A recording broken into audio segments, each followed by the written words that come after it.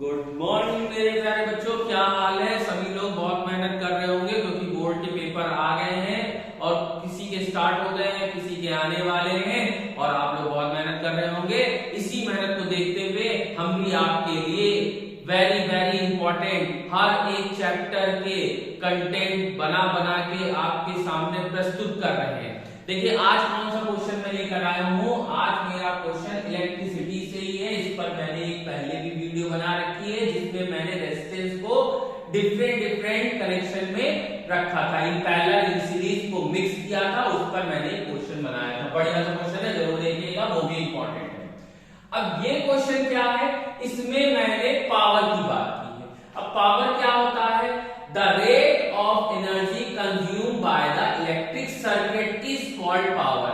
मतलब कोई electric circuit कितनी एनर्जी को कंज्यूम कर रहा है, कितनी ऊर्जा को ले रहा है, वो उसका पावर कहलाता है। अब पावर निकालने के लिए बच्चों आपके पास कई फॉर्मूले होंगे। जब आपके पास वोल्ट दिया हो और रेजिस्टेंस दिया हो तो निकालने का फॉर्मूला होता है पावर ये, और करंट निकालने के लिए दो फॉर्मूले हैं, I बराबर V अपॉन R, ये ओम्स लॉ है, और I बराबर P अपॉन V, ये भी आपके पास एक फॉर्मूला है पावर से। इतनी बातें क्लियर है। अब क्वेश्चन क्या है जरा देखते हैं। दो बल्ब है, एक पर लिखा है 100 वॉट 220 वोल्ट और एक पर लिखा है 60 वॉट 220 वोल्ट। ठीक है, इसको कनेक्ट किया गया है किसमें, पैरेलल कॉम्बिनेशन में, और उस सर्किट में जो सप्लाई लाइन है उसका वोल्टेज है 220 वोल्ट और आपको क्या निकालना है, निकालना है करंट, जिसे हम लोग I कहते हैं।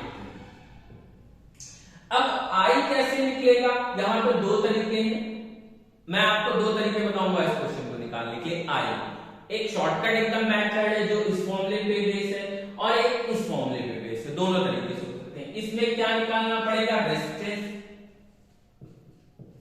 ठीक है, क्या इसका सर्किट डायग्राम बना सकते हैं, हाँ बना सकते हैं।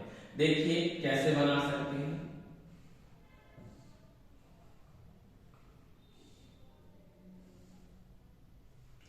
देखते रहिएगा बच्चों, ध्यान से देखिए। एक ये आपका सर्किट डायग्राम, ये मान लीजिए 220 वोल्ट की लाइन से जुड़ा हुआ है, 220 वोल्ट, ये लीजिए मैंने इसको भेजा, और ये एक बल्ब है।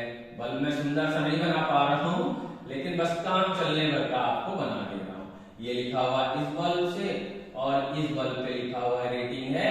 ये तो आप लोगों ने बच्चों देखा होगा, आप लोग बल्ब खरीद के लाते हैं, उस पर जो येलो बल्ब होते थे उस पर लिखा रहता 60 वॉट 220 वोल्ट। बट इसका मुझे आर नहीं पता है दोनों का।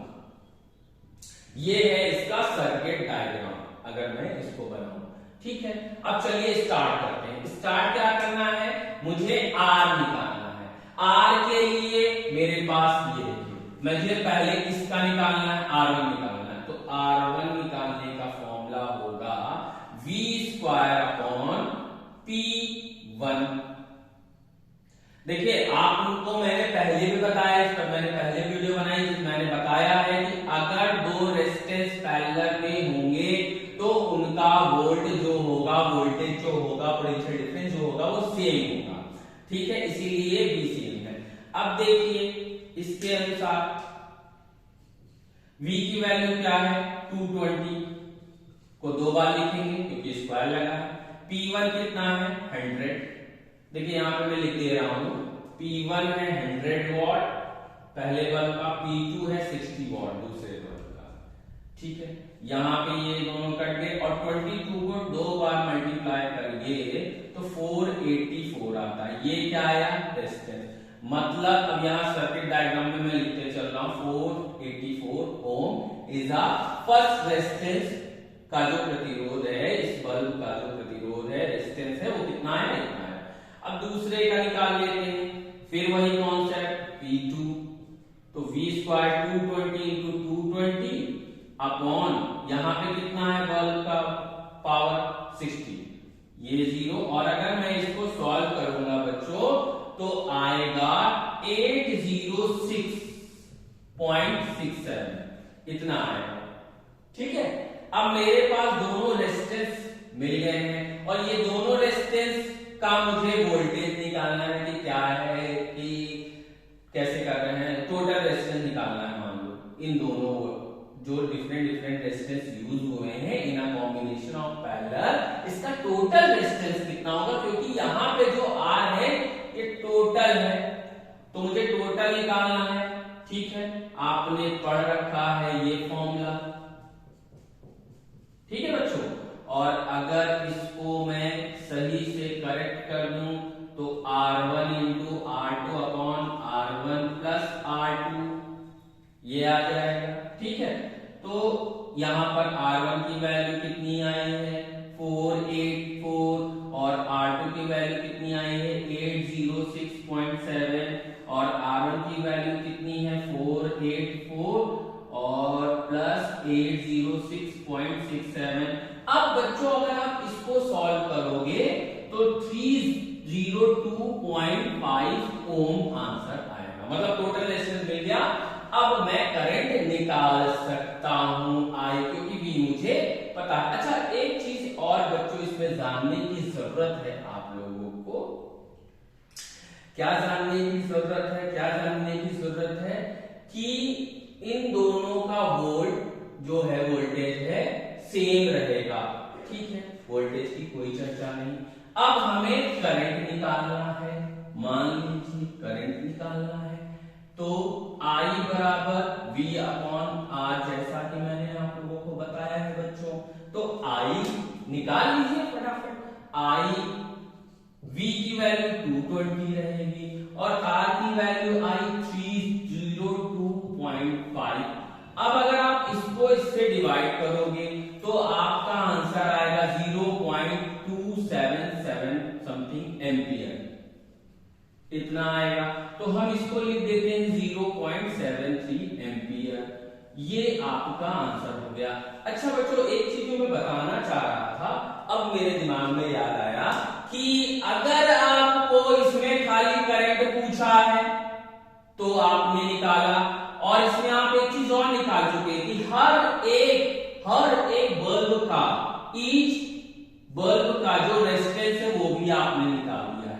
कभी कभी इस क्वेश्चन में ये भी आ जाता है कि इस बल्ब का जो आप यूज कर रहे हो इसका रेजिस्टेंस बताइए, इस बल्ब का रेजिस्टेंस निकालिए अगर चाहे। अब आ जाता है सेकेंड मेथड। अब मैं आपको करंट खाली निकालने का सेकेंड मेथड, अगर रेजिस्टेंस पूछेगा तो आपको पूरा प्रोसीजर फॉलो करना पड़ेगा। अगर आपको खाली करंट पूछा है तो उसका निकालने का सेकेंड मेथड बताने जा रहा हूं। ध्यान से देखिएगा बच्चों, I equal to P upon V होता है, वोल्ट तो सेम रहेगा, कोई दिक्कत नहीं, बट जो पावर है हर एक बल्ब की अलग अलग है, तो जोड़ लीजिए। तो P1 100, P2 60 अपॉन 220, सॉल्व करेंगे ये आएगा। ठीक है, सॉल्व करेंगे तो आपका आएगा 0.3 एम्पियर। तो चाहे आप इस तरह कर लीजिए, लेकिन ये तभी है खाली आपको करंट निकालना। अगर रेजिस्टेंस निकालना हो हर एक बल्ब का तब आपको पूरा प्रोसीजर फॉलो करना पड़ेगा। ओके बच्चों, मैं उम्मीद करता हूं कि मेरे द्वारा ये जो बताया गया क्वेश्चन है आपको अच्छे से समझ में आया। अच्छे से पेपर दीजिए और गुड मार्क्स लेकर आइए। All the best.